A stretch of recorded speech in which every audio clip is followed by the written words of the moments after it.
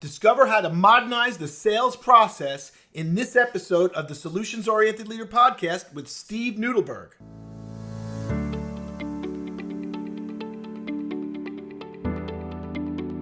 Welcome to the Solutions Oriented Leader podcast.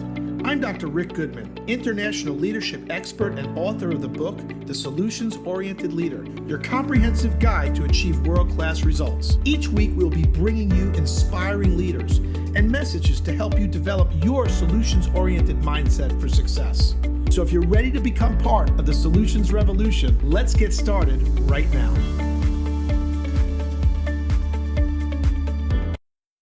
Hi, it's Dr. Rick Goodman, and welcome to another episode of the Solutions Oriented Leader podcast. And today we've got a real special guest. I've got Mr. Steve Nudelberg with me today. And the Noodle is something special. I've been following him for a while. He's an author. He's an expert sales trainer. He's a consultant. He's a keynote speaker. He does it all. But more important, he's a serial entrepreneur also.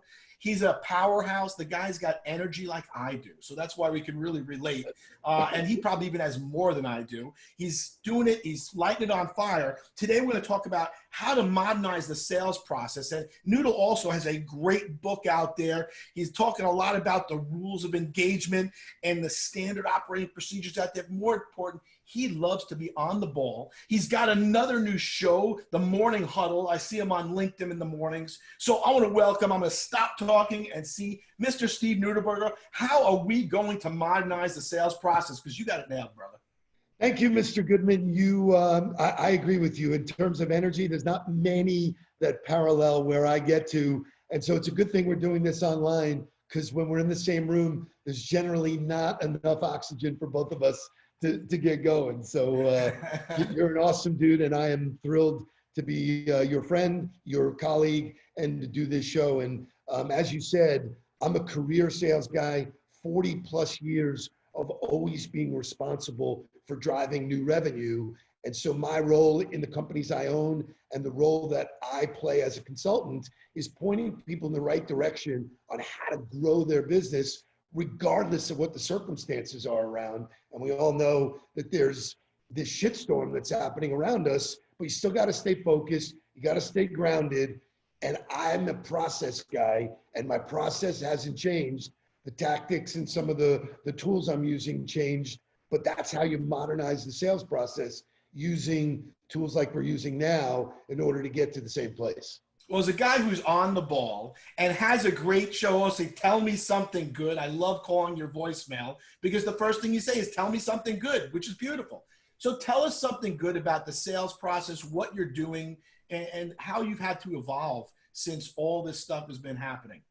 So we've been preaching the digital landscape for years, and I got lots of calls from my existing clients and with like, dude, you're a genius. Thank you for creating this. I go, I didn't create it. I just noticed the trend, and the trend started with this: recognizing that you don't buy from people you don't like.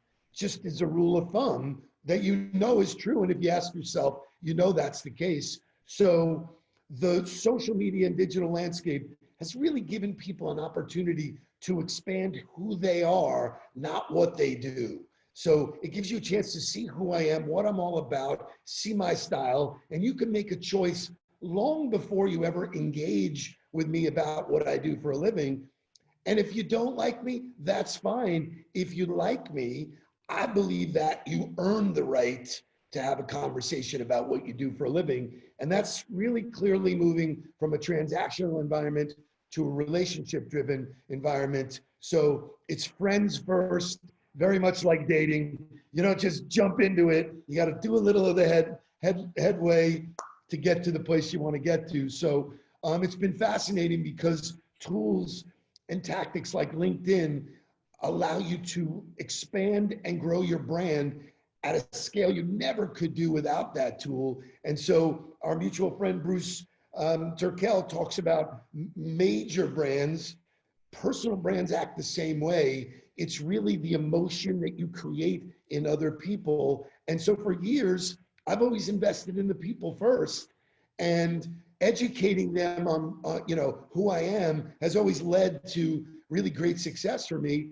I just have a bigger stage now. And so, with virtual tools, virtual coffees like this using Zoom. We connected with Eric Yon, the CEO of Zoom, years ago, because it really allowed me to scale in a way that I couldn't do in any other way. And my competitive advantage is the personal interaction, the energy, and that does not transfer in email, voicemail, or text. Sure. And so, when you see salespeople frustrated because no one calls them back or they're not getting an email return, they're just not taking advantage of the tools that are out there. And when you do, it becomes so much more fun. And one of the ways I open up all of my keynotes is, is it easier or harder to be in sales now? And I think it is infinitely easier because you have unprecedented access to people 24 hours a day with no geographical boundaries. Absolutely. It's a flat world. And like I always say, people do business with people who they like or like them. You'll buy a product from a friend of yours, even if it costs a couple dollars more, they're going to the local discount place. And it's interesting when you talk about that, because I'll use the example sometimes. There's been times when I have called clients, called them, no answer, sent tons of emails, no answer. And I switched over to video email. And I have had responses where I sent one video email to someone I've called numerous times, sent them emails, no response, and they get back to me in a second, because it's that interaction. And I could say more in 30 seconds to a minute than I can in an email. And you get my intonation, my feeling, because the one thing about Nudelberg, you got to know, this is Nudelberg. On stage, off stage, he is real. And that's why people feel you, they buy you, because they know they get this, the same Nudelberg on YouTube, on the web, is the same Nudelberg in person and sleeping and on the weekends. That's who he is. And that's what you buy. What is sleeping? What is sleeping? That's true. You don't sleep too often. I've seen that on you. So give us some examples of some of the things that you're doing. I know that you're on LinkedIn, certainly in the mornings now with your son who's running the company, and you guys have that morning huddle. So give us some examples, and also how you feel that people can modernize their sales process too. So great questions, by the way, and thank you for leading me down that path. So, the fact is that I've done a daily huddle in every business that I've been involved in forever. It was a way to sort of get people kick-started, put some good thoughts together. We kick it off with music of the day, some song that somebody's recommended. Today, coincidentally, in the huddle, it was Tell Me Something Good by Shaka Khan. Hard not to really get moving.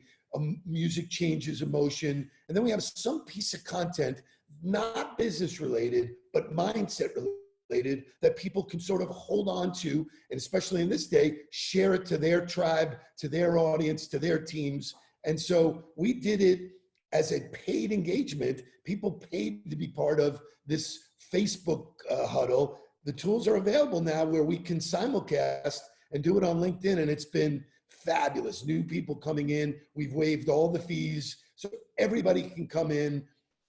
There's tons and tons of other archived editions that we've done. So Monday through Friday, every day, we're kicking it off, starting people's day. And, we're in, last Monday, we used the song by the Beatles, Help, to sort of demonstrate to people, we're in the help economy right now.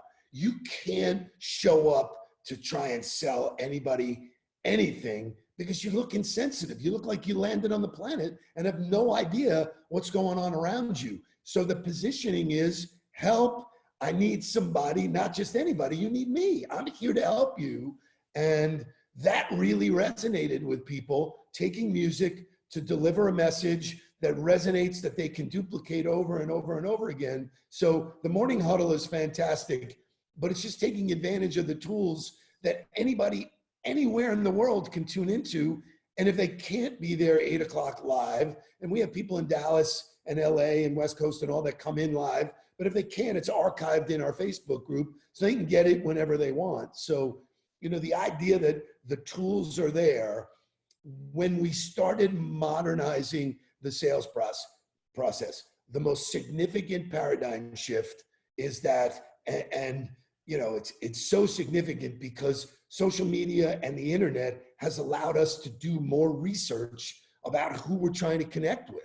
So when people show up and say, hey, I just really want to spend some time learning about your business, hey, dude, do that on your dime. You figure out what's going on before you land on my plate.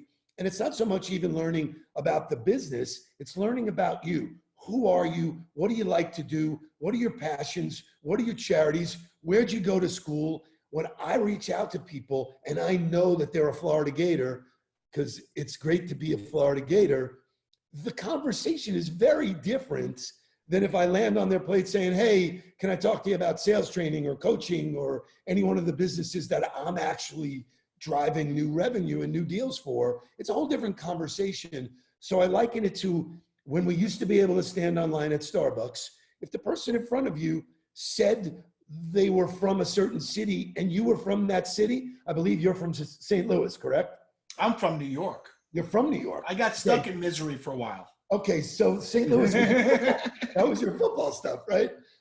So perfect example. If I was standing behind you and I heard you say, hey, I'm something about New York, I could jump right in and go, Rick, or sir, I'm from New York. You're from New York. Oh my God, what part? And we'd be talking for 15, 20 minutes, nothing to do with what we do for a living, just comparing who we are. Oh my God, what's your favorite? Oh, I used to go to, Peter Luger's. Oh, I love their sauce and the onion. Blah, blah, blah, and all It's references and linkages is what I say. And references and linkages, that's good. And my friend Sam Richter calls it, he says, I'm just doing my homework, like making a warm call. So I'll go on LinkedIn, and like you said, there was one a company called Ebix Healthcare that I was doing a program for, and I had a meeting coming up, and I saw the person I was going to have a meeting with, and I looked on his LinkedIn page, and I saw that he was in the Georgia Baseball Hall of Fame. Wow. Now, I didn't know they had a Georgia Baseball Hall of Fame, but the first thing I said to him was, I was just doing my homework, and I noticed that you're a member of the Georgia Baseball Hall of Fame. Now, who do you want to do business with? The person who's doing the homework or the person who knows nothing about you? Now, I didn't say I was stalking you on the internet.